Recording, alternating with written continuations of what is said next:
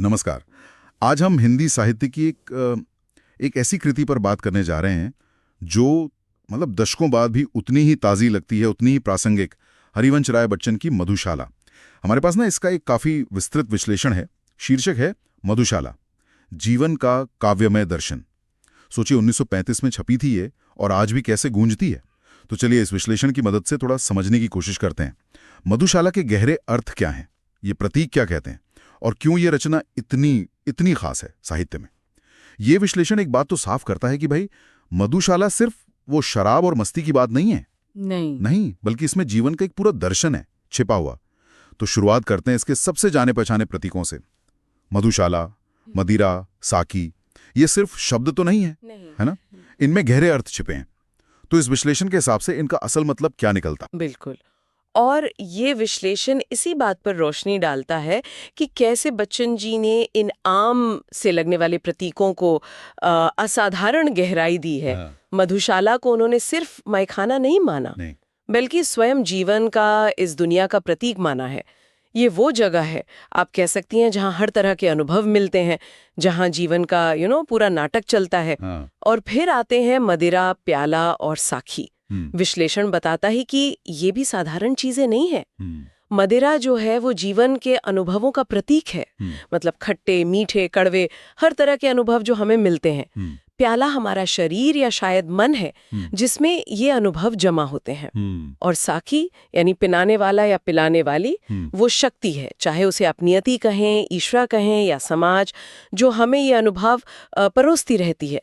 तो ये सिर्फ पीने पिलाने की बात नहीं है, ये जीवन जीने की प्रक्रिया का रूपक है। ये वाकई दिलचस्प है। मतलब कैसे रोजमर्रा के और कुछ हद तक थोड़ी विवादास्पद भी माने जाने वाली चीजों को इतने गहरे दार्शनिक अर्थ दिए गए हैं।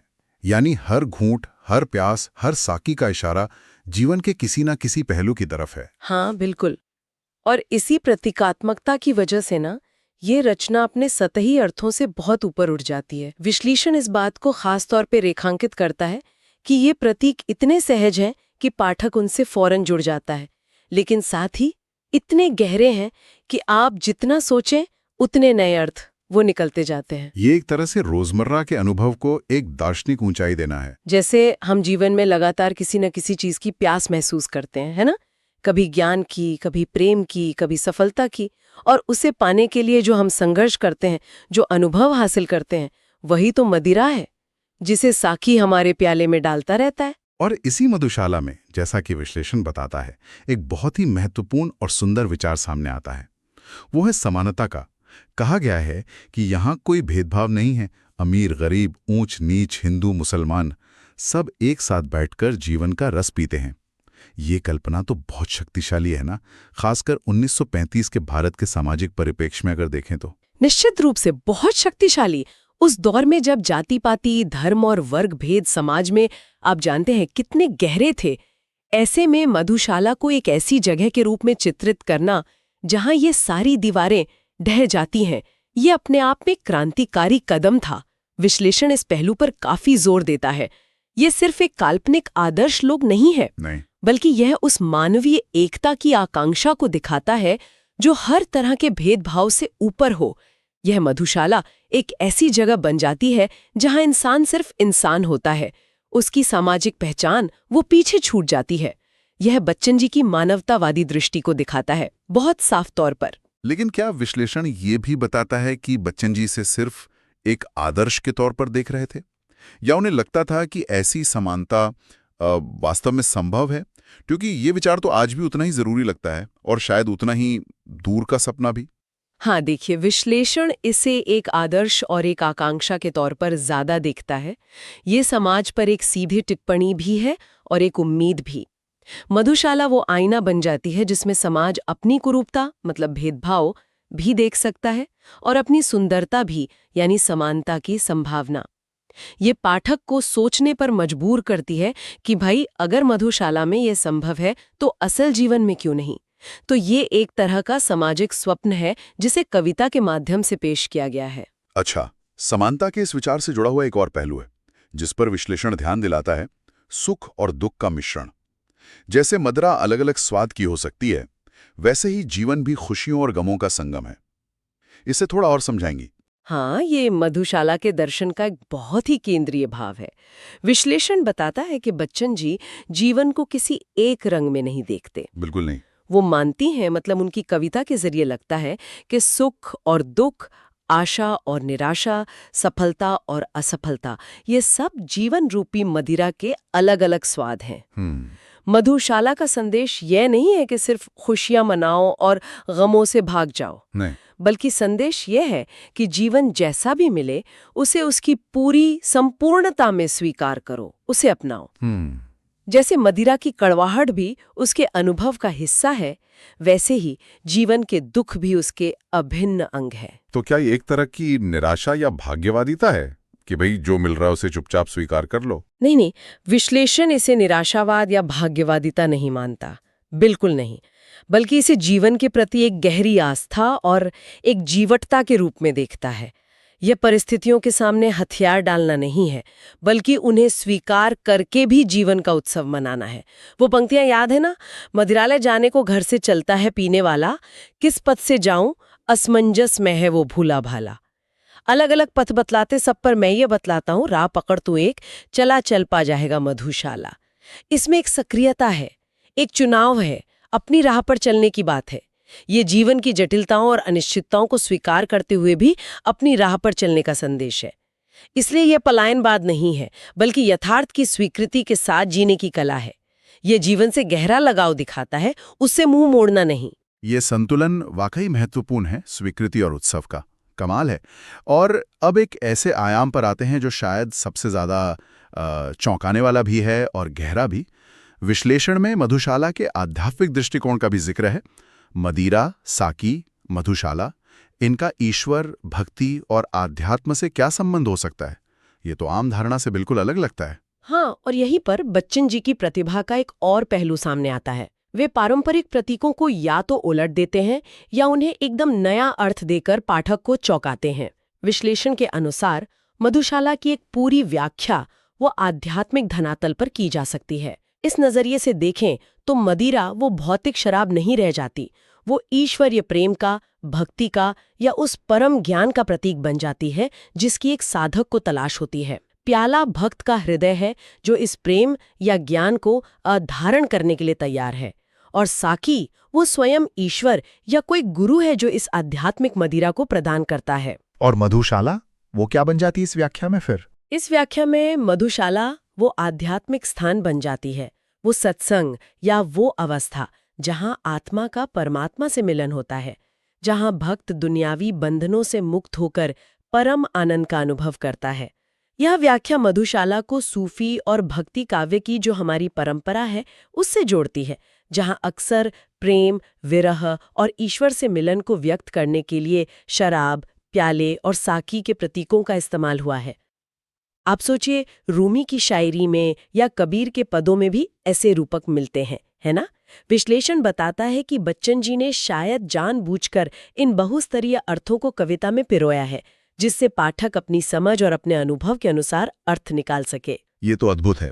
मतलब एक ही कृति में इतने सारे स्तर, सामाजिक, दार्शनिक और आध्यात्मिक भी। ये वाकई इसे कालजयी बनाता है। लेकिन एक और दिलचस्प बात जो विश्लेषण सामने लाता है वो ये है कि ये रचना खास तौर पर युवाओं में बहुत लोकप्रिय हुई है। अब देखिए, एक तरफ इतना गहरा दर्शन और अध्यात्म है, दूसरी तरफ युवाओं में इसकी जबरदस्त अपील। इस विरोधाभास का क्या कारण बताया गया है? ये दिलचस्प सवाल है और विश्लेषण इसके कई कारण बताता है। एक मुख्य कारण तो है कविता में व्यक्त स्वतंत्रता, वो बंधनहीनता और जीवन के प्रति एक उन्मुक्त, एक जिंदा दिल रवैया। मधुशाला का जो माहौल है वो नियमों, परंपराओं और सामाजिक बंधनों से एक तरह की मुक्ति का एहसास कराता है, और ये भाव युवाओं को स्वाभाविक रूप से आकर्षित करता है, जो अक्सर स्थापित व्यवस्था पर सवाल उठाते हैं और जीवन को अपनी शर्तों पर पूरी ऊर्जा के साथ जीना चाहते हैं। और फिर कविता की भाषा में भी एक खास तरह की रवानी है, एक नशा सा है जो युवा मन को मोह लेता है। तो क्या ये सिर्फ विद्रोह और जिंदादिली का आकर्षण था या वे इसके गहरे अर्थों से भी जुड़ रहे थे? क्या लगता है? तो विश्लेषण तो मानता है कि ये दोनों का मिश्रण है। युवाओं को इसमें अपनी भावनाओं की, चाहे वो प्रेम हो, दोस्ती हो, दुनिया से शिकायतें हो, उनकी अभिव्यक्ति मिलती है। उन्हें लगता है कि कोई उनकी भाषा में उनके नजरिए से बात कर रहा है। साथ ही कविता में जो जीवन का जश्न मनाने, हर पल को जीने और सुख दुख को समान भाव से अपनाने का संदेश है, वो भी उन्हें कहीं ना कहीं छूता जरूर है।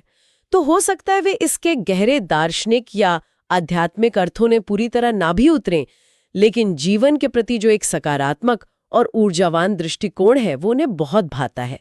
इसमें उन्हें विद्रोह और जिंदा दिली का एक अनूठा संगम मिलता है जो दर्शन के बोझ तले दबता नहीं है। तो अगर हम इस पूरी चर्चा और विश्लेषण के निष्कर्षों को समेटें तो मधुशाला क्या है? ये सिर्फ शराब या मस्ती की कविता तो कतई नहीं है, ये तो अब बिल्कुल साफ हो गया। बिल्कुल, कतई नहीं। विश्लेषण का सार यही है कि मधुशाला को किसी एक खांचे में फिट करना वो असंभव है। ये जीवन का एक बहुआयामी, बहुरंगी काव्यमय दर्शन है। ये महज मदिरा पान का गुणगान नहीं है, बल्कि जीवन के अनगिनत अनुभवों का, उसकी जटिलताओं का, उसके उतार चढ़ावों का, सुख दुख के ताने बाने का, सामाजिक समानता के आदर्श का, मानवीय प्रेम की उत्कटता का और यहाँ तक कि गहन आध्यात्मिकता की संभावना का एक अद्भुत संगम है। ये एक ऐसी कृति है जो हर पाठक से उसकी उम्र, उसके अनुभव, उसकी मनोदशा के अनुसार अलग-अलग ढंग से बात करती है। और शायद यही वजह है कि ये आज भी उतनी ही प्रासंगिक है। आज भी लोग इससे जुड़ते हैं। हाँ, विश्लेषण इसी निष्कर्ष पर पहुंचता है। इसकी कालजयी प्रासंगिकता का रहस्य इसी में छिपा है कि यह मानव जीवन के जो सार्वभौमिक अनुभव है, जो भावनाएं हैं, उनको छूती है। हर पीढ़ी का पाठक इसमें अपने जीवन की, अपनी आशाओं, निराशाओं, अपने संघर्षों और खुशियों की झलक देख सकता है। यह कविता पाठक को सोचने पर मजबूर करती है, उसे अपने ही जीवन को एक नए नजरिए से देखने की प्रेरणा देती है। ये कला की शक्ति का प्रमाण है कि कैसे वो हमारे जो अनकहे भाव होते हैं उनको शब्द दे सकती है और हमें खुद को बेहतर ढंग से समझने में मदद कर सकती है।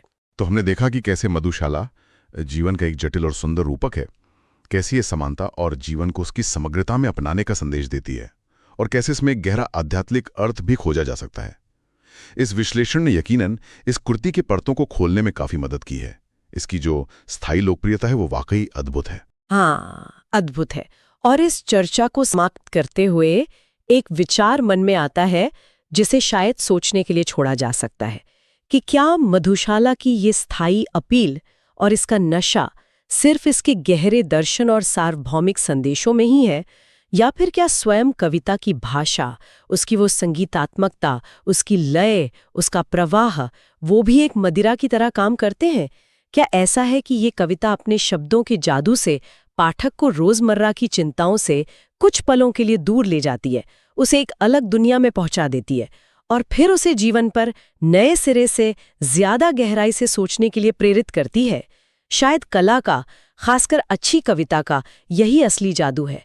वो न सिर्फ जीवन का दर्पण बनती है, बल्कि जीवन को अनुभव करने का, उसे जीने का एक नया, ज्यादा सुंदर और ज्यादा अर्थपूर्ण तरीका भी सुझाती है। मधुशाला शायद इसी जादू का एक बेहतरीन उदाहरण है।